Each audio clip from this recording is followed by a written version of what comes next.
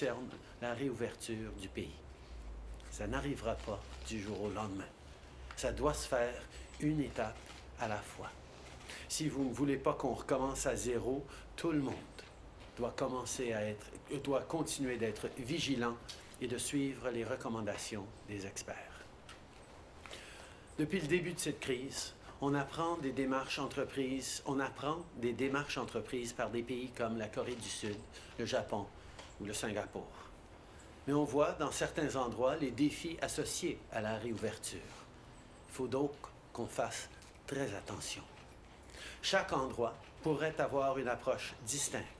Donc, si vous voyez aux nouvelles qu'une autre province prévoit assouplir les règles, vous devez continuer de suivre les directives qui s'appliquent à l'endroit où vous êtes. Sinon, il y a un risque réel de perdre tout le travail qu'on a fait jusqu'à présent. Comme je l'ai dit hier, on est témoin de scènes troublantes dans les résidences pour personnes âgées et les centres de soins de longue durée à travers le pays. C'est inacceptable et notre gouvernement sera là pour aider. Des membres des Forces armées canadiennes seront déployés suite aux demandes officielles du Québec et de l'Ontario, des demandes que le ministre de la Sécurité publique a acceptées. Le travail de reconnaissance est en cours dans ces deux provinces et on est en train de déterminer les besoins à combler et les prochaines étapes à suivre. Les Québécois, les Ontariens et tous les Canadiens peuvent compter sur nous pendant cette crise. On déploie l'armée pour fournir un appui urgent et aider les provinces à reprendre le contrôle de la situation. Mais on sait que ce n'est pas une solution à long terme. On offre aussi des milliards de dollars aux provinces pour bonifier les salaires des travailleurs essentiels et faire en sorte que nos aînés reçoivent les soins qu'ils méritent. As I said yesterday, what we're witnessing in long-term care facilities across the country is extremely troubling. It's unacceptable, and our government will be there to help the provinces. Members of the Canadian Armed Forces will be deployed after the Minister of Public Safety received and approved two formal requests from Ontario and Quebec. Reconnaissance work is underway in both provinces. We're identifying what needs to be done and mapping out next steps. As I've said many times before, we will be there for Quebecers, Ontarians, and all Canadians during this crisis. We're deploying the military to provide emergency support to help provinces regain control of the situation. But we all know that this is only a short-term solution. We're also offering billions of dollars to provinces to top up the pay of essential workers and make sure that elderly Canadians get the support they deserve. Later today, I'll be meeting with the First Ministers to continue our work on supporting Canadians during this time. We're also going to talk about reopening parts of the economy. Canada is a vast country, and some regions have been hit harder than others during this pandemic. We're a federation, so we have to adapt our response to the realities and challenges of each province and territory. But I want to be clear that getting back to normal will not happen overnight. It's going to take time. It won't be as simple or as easy as flipping a switch. It'll require a lot of coordination at the national level, and our government will be there to do that work. We will be working with the provinces and territories to establish principles and guidelines to start reopening the economy safely. Over the coming weeks, you'll hear more talk about reopening, but you need to know we're not out of the woods. It's absolutely critical that everyone continues to follow local public health instructions as we move forward. For now, these instructions are the same for all Canadians.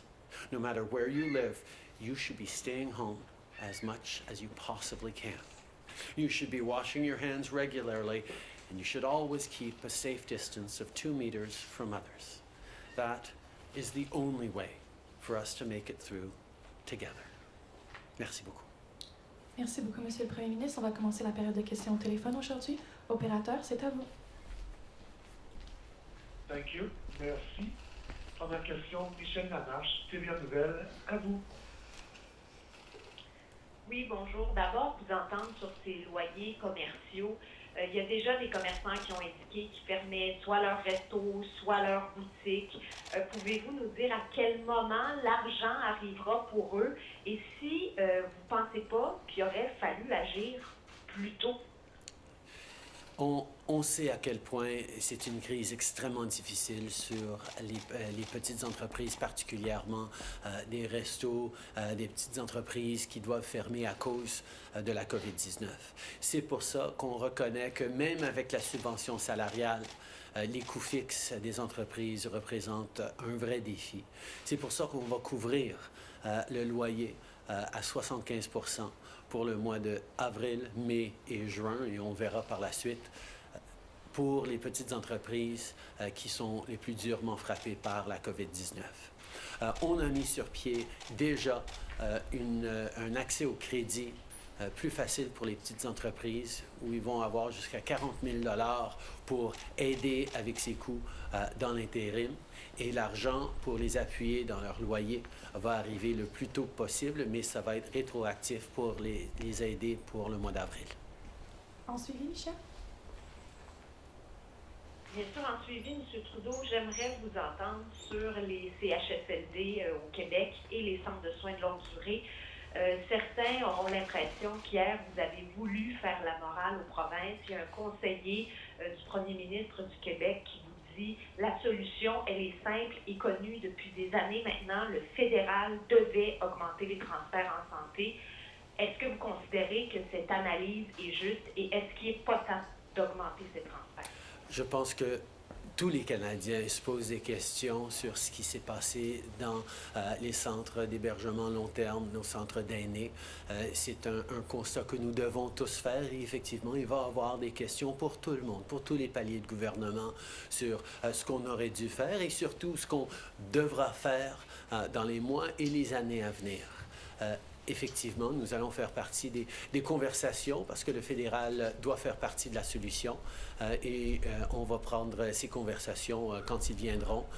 Pour l'instant, notre emphase est de passer à travers cette crise actuelle, d'aider les provinces à regagner le contrôle de la situation.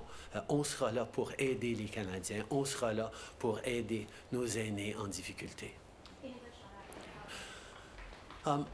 Obviously, all Canadians are asking themselves questions about the situation that has allowed so many of our elders to be so incredibly vulnerable to COVID-19 and related issues. We need to do better, and we will be working with the provinces on ways to move forward. We will, of course, be there to have conversations about increasing supports to the provinces for healthcare. We've seen significant needs on healthcare across the country. We will have those conversations in the future. Right now, our focus is on making sure we're giving all the help we need during this crisis to the provinces and specifically to Canadians right across the country. Merci. Opérateur, prochaine question. Thank you. Merci. Prochaine question, Catherine Lévesque, La Presse canadienne. À vous. Oui, bonjour, M. Trudeau. Je veux juste revenir sur les loyers rapidement. Je veux savoir quelle sera la part des responsabilités des provinces et des territoires là, quant à ces paiements. Donc, d'où va venir l'argent, dans quelle proportion et comment est-ce que ça va se faire concrètement? Pour les petites entreprises qui ont 50 000 $ de loyer par mois ou moins, qui sont très durement touchés par la COVID-19, on va leur permettre de payer seulement 25 % de leur loyer pour avril, mai et juin. Du 75 % qu'eux, ils ne vont pas payer, le propriétaire de l'immeuble couvrira le 25 %, absorbera 25 % et le fédéral et les provinces vont prendre le 50 % qui reste. La proportion divisée entre fédéral et provincial, c'est 75 % pour le fédéral, 25 % pour le provincial. Mais on aura des gens pour expliquer en plus de détails ces annonces dans l'heure qui suit. Question suivie, Catherine? D'accord, très bien. Et puis, sur ces bonus pour les travailleurs essentiels, vous dites que vous offrez des milliards de dollars aux provinces. Or, on sait que le sujet était à l'ordre du jour la semaine dernière lors de votre rencontre là, avec les premiers ministres, les provinces. En êtes-vous arrivé à une entente et sinon, pourquoi? Qu'est-ce qui bloque? On a fait du très bon progrès au cours de la dernière semaine avec les provinces. Évidemment, différentes provinces ont des situations extrêmement différentes. On a la réalité au Québec et en Ontario. Le Québec a déjà agi, la Colombie-Britannique a déjà agi d'une certaine façon. Donc, on va être là pour appuyer ce qu'ils sont en train de faire et peut-être accroître ce qu'ils sont en train de faire. D'autres provinces qui font pas face à la même crise, à la même pandémie, à l'intensité de pandémie que d'autres, sont un petit peu incertains de comment ils ont besoin de cette aide et comment l'avoir. Donc, on a travaillé avec eux sur les derniers jours pour trouver une façon d'avancer qui avait de l'allure pour tout le monde. Mais on est là pour aider, pour s'assurer que nos travailleurs essentiels aient l'appui nécessaire pour continuer leur travail. Okay. We have been working over the past week with provinces on topping up the pay for essential workers, particularly those in long-term care facilities. We recognize that they are doing particularly important, they're always particularly important jobs, but they're particularly difficult and complex circumstances right now. But all provinces are in slightly different situations. So a number of provinces want to move forward very quickly. Others had a few questions about how it would apply in their province where the pandemic is hitting less hard, where budgetary constraints are different and choices are different. We are getting very close to having an agreement with all the provinces, and we should be able to move forward soon. Opérateur, prochaine question. Thank you. Merci. Next question, Laura Osmond, the Canadian Press. Line open. Good morning, Prime Minister. I wanted to ask you about the cost-sharing agreement with the provinces for the rent subsidies.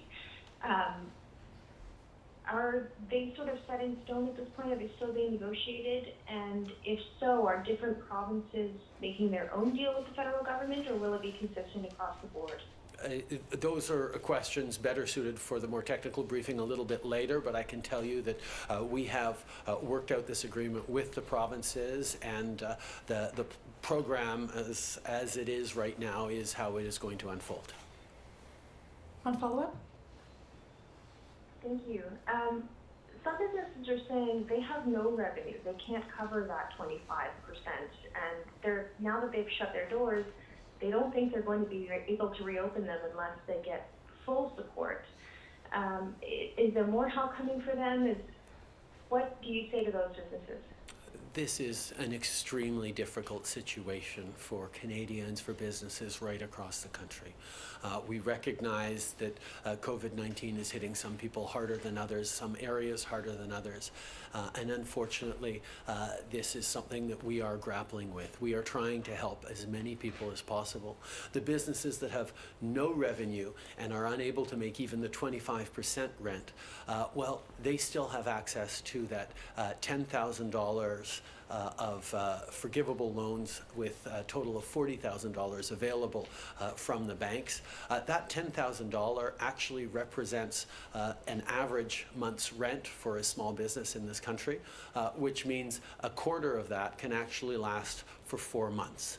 This is aid that we've given to small businesses, made available without them having to indebt themselves further, to try and ensure that we get through this with as many of the small businesses that are the motors of our economy, the principal employers across the country, get through this difficult time and come back strong afterwards.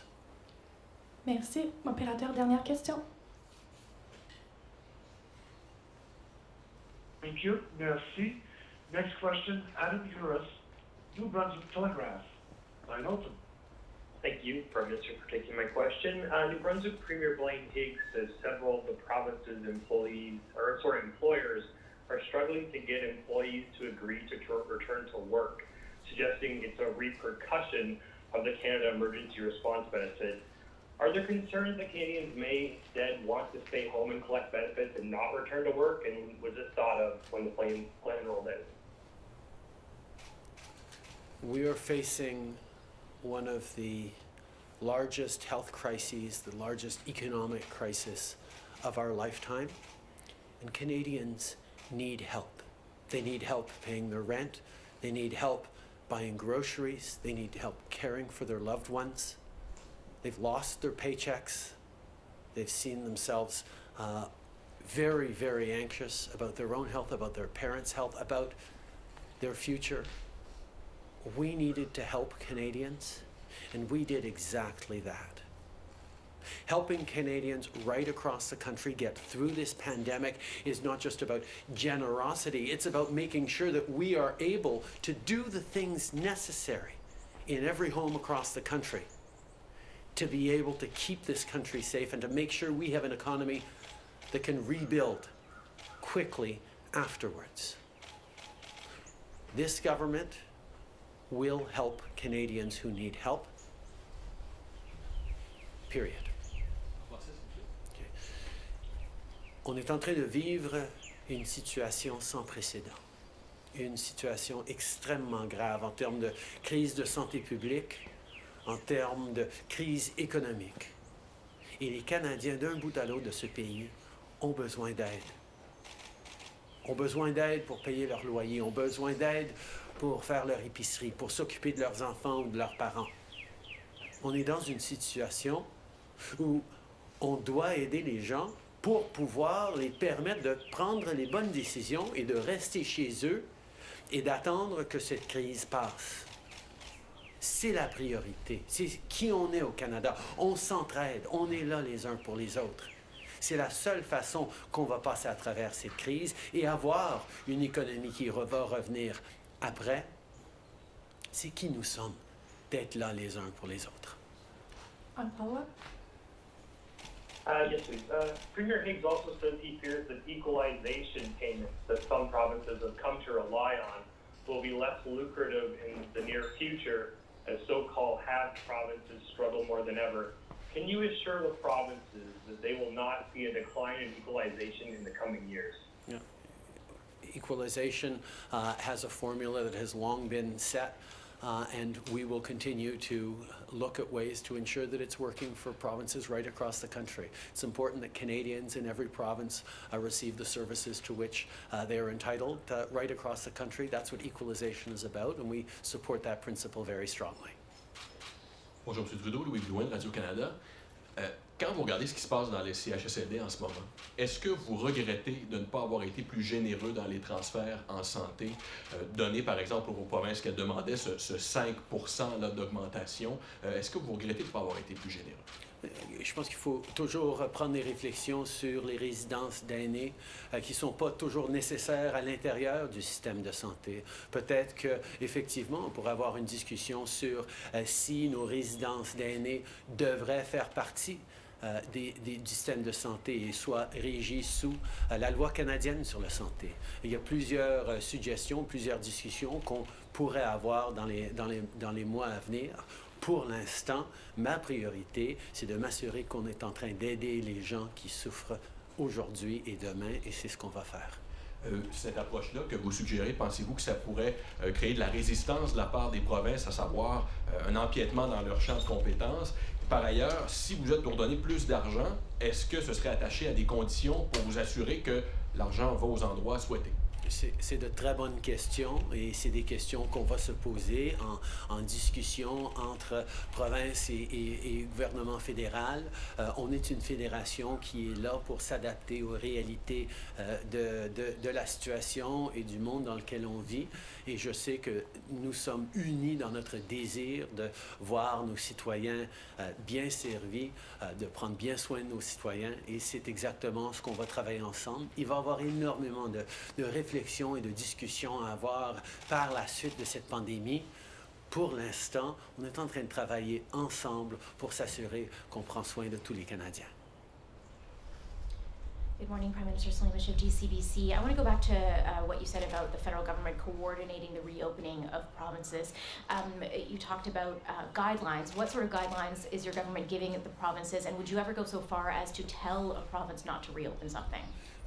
I think we all understand that the gains that we have made in controlling the spread of COVID-19 to this point have come because people have been very, very diligent across the country about staying home, about not working unless it's essential, about not going out unless it's essential, to both protect essential workers and specifically to prevent our health system from getting overloaded.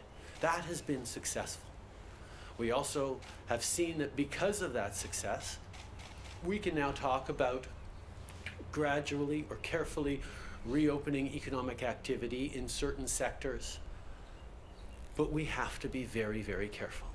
That's why what we're working on in collaboration with the provinces is a set of principles and elements that should be in place and should be followed as provinces make the decisions on how and what they will reopen, when, and if even. Things like ensuring proper levels of testing across the province and contact tracing. But other things like ensuring workplace safety. If people work in cubicles, if they work in a startup with beanbags, if they work on a shop floor, if they work in a food production facility. What are the measures that need to be put in place to keep them safe?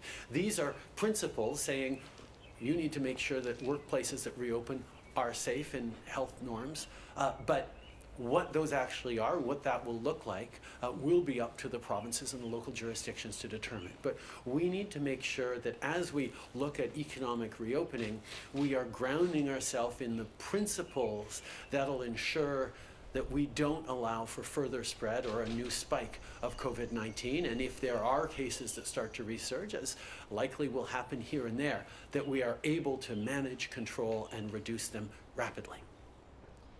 We got a lot more details on the Nova Scotia shooting this morning and the timeline with the gunman. We do now know that there was a call made to 911 and the RCMP were informed that the gunman was wearing a uniform, RCMP uniform, as well as driving a car that looked like an RCMP car. And yet there was still no emergency alert. Do you see that as a failure on the part of the RCMP? Right now, we need to be there for the people of Nova Scotia, for the families and communities that are grieving, and give them all the support we can. Part of that support needs to be answering their many, many questions. Questions about what happened during the incident, what happened to their loved ones, but also questions about the police response and what exactly happened and what could have happened differently or better. Those questions are things that we are going to need to answer, and we're going to work very hard to ensure that those questions are answered.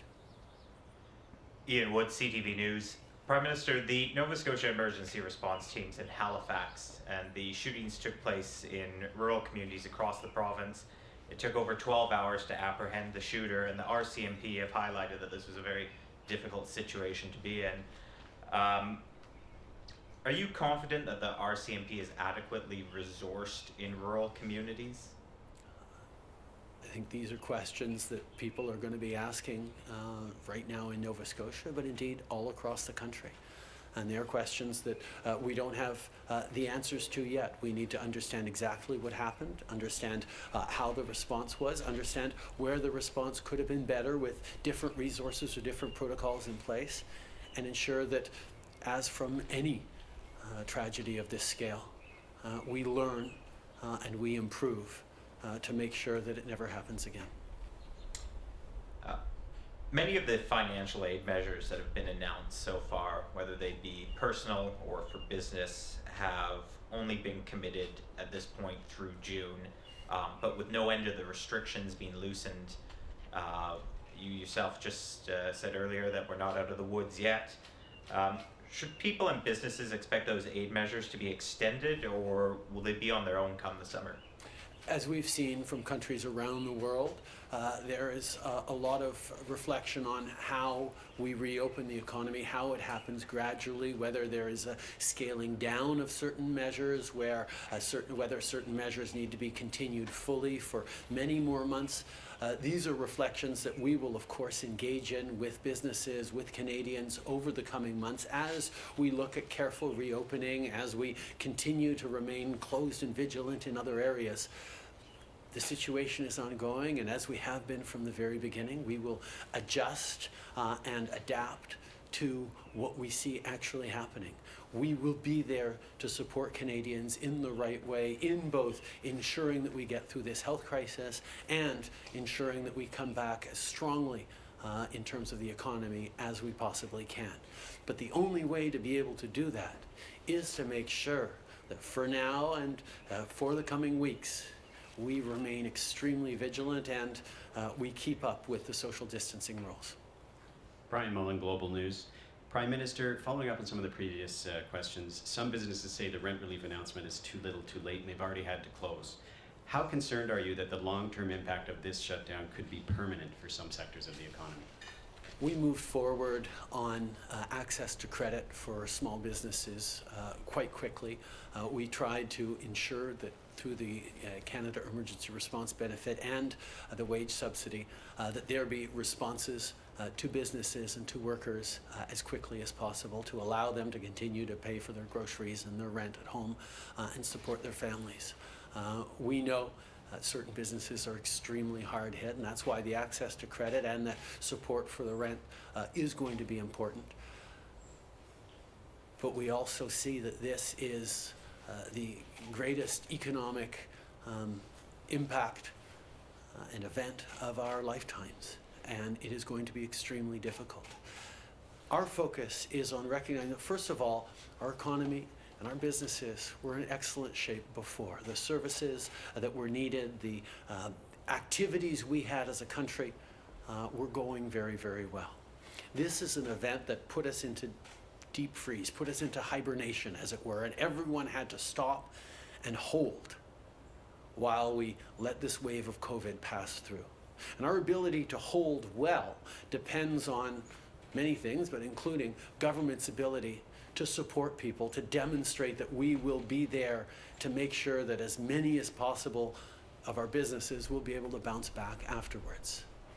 We are working to try and get help out to as many people as possible. Some sectors are more hard hit than others, but we know at the end of this, people will need to travel for work, for pleasure. People will need to go to restaurants. People will need to become tourists again in different places across the country and around the world. There are businesses that are hardest hit now who will be able to restart later, and that is our focus on trying to get through this moment of hibernation, which Canadians are doing quite well, as you would imagine. And a follow-up question about violence against women in rural areas. This has long been an issue looking back at the Renfrew County massacre in 2015, which left 3 women dead, and this recent mass shooting. What can the federal government do to ensure the safety of women in rural, remote areas who are at risk of violence? We have made significant investments over the past years in shelters for victims of domestic violence, of shelters of women facing gender-based violence. We've moved forward with a gender-based violence strategy. We are looking at stronger gun control measures that will include things like red flag laws that will give people the capacity not just to remove guns but to prevent people from acquiring new guns if there are issues around domestic violence. But we recognize that there is so much more to do. And that is why, as a government and as Canadians, we need to continually pledge ourselves to be allies and solutions in the fight against gender-based violence. Merci beaucoup. C'est ce qui m'a fait la conférence de presse aujourd'hui. Merci tout le monde.